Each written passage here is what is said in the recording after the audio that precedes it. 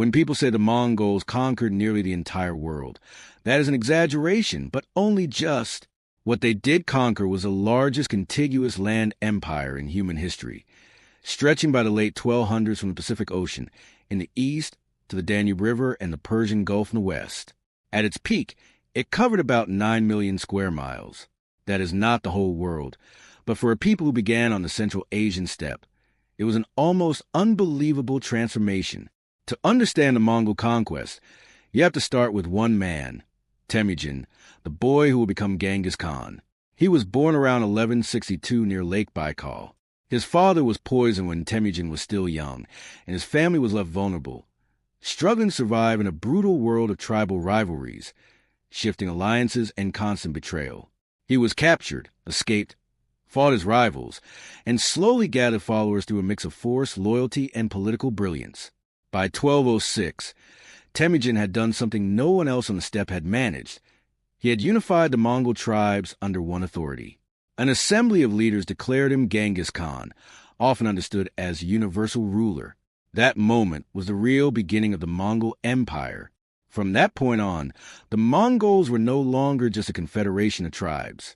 They had become an expansionist state with a single strategic vision. The Mongols were terrifying not only because they fought hard, but because they fought smart.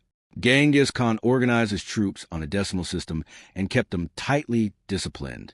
He chose commanders who were personally loyal, often his sons or trusted men, and built an army that was fast, coordinated, and hard to break.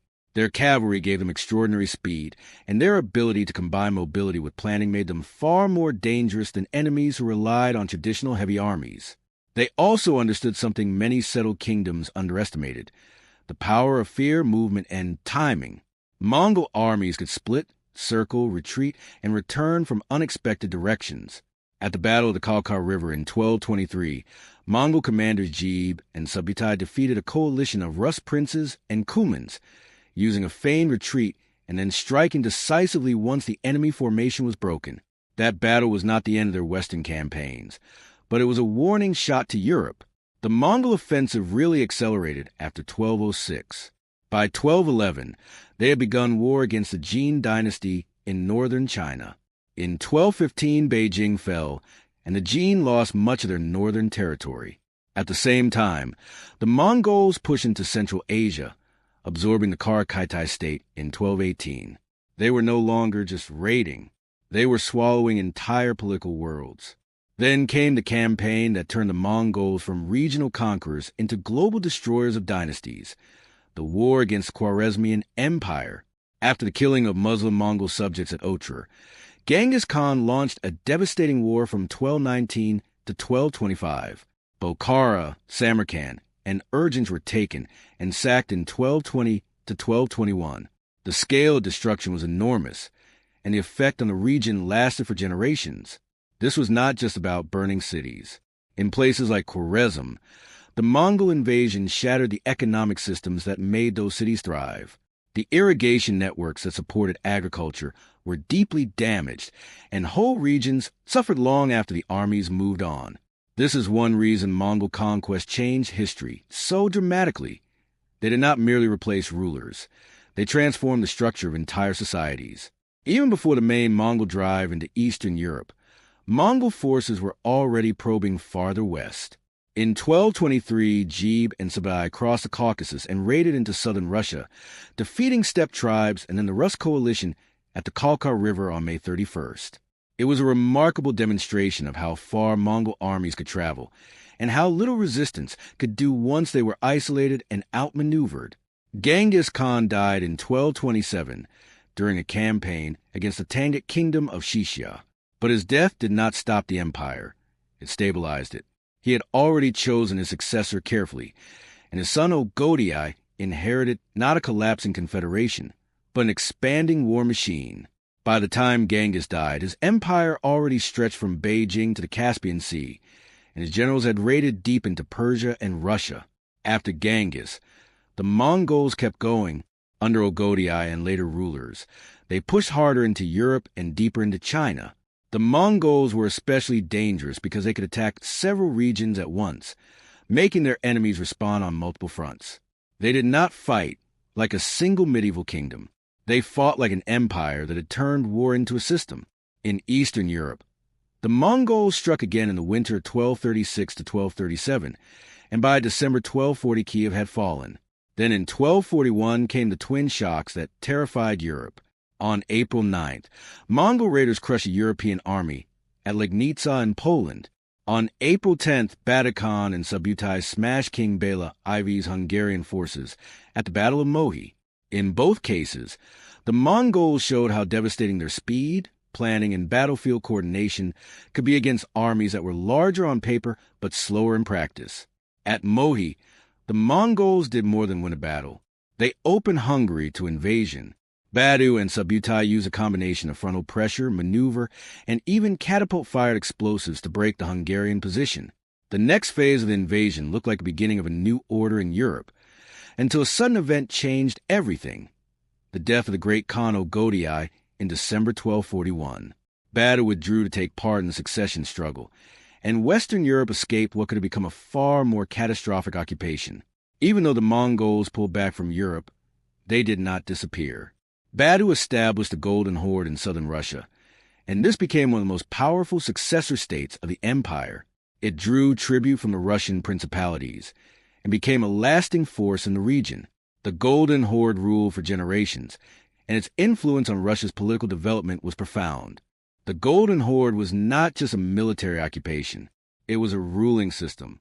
Over time, it became increasingly shaped by Turkic populations, and Islamic influence grew strong.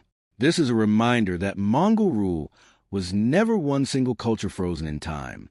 It adapted to places it conquered, and the empire's different regions began to evolve in different directions. While the Western campaigns were unfolding, the Mongols were also changing China. In the south, the Song dynasty continued to resist for decades, but it could not hold out forever. The Song capital Linen fell in 1276, and the dynasty ended in 1279 after its final fleet was destroyed near Guangzhou. Meanwhile, the Mongol ruling house in China increasingly adopted Chinese political forms. Under Kublai Khan, the Mongols ruled from Dadu, also called Kambalik, the site of modern Beijing. Kublai's dynasty, the Yuan, ruled China from 1271 to 1368. This was one of the most important Mongol successor states, because it shows how conquest and governance eventually blended together. The Mongols did not remain outsiders forever. They became emperors in China, adopting Chinese imperial structures even as they retained a Mongol ruling identity. In the West, another branch of the Mongol family reshaped Iran and Iraq. Hulagu, a grandson of Genghis Khan, led the conquest of Iran and took Baghdad in 1258, ending the Abbasid Caliphate, which had lasted from 750 to 1258. Mongol rule in the Islamic world was brutal in its early phase, but also created a new political order across West Asia. The Ilkhanids, the Mongol dynasty in Iran, became a major force in the region.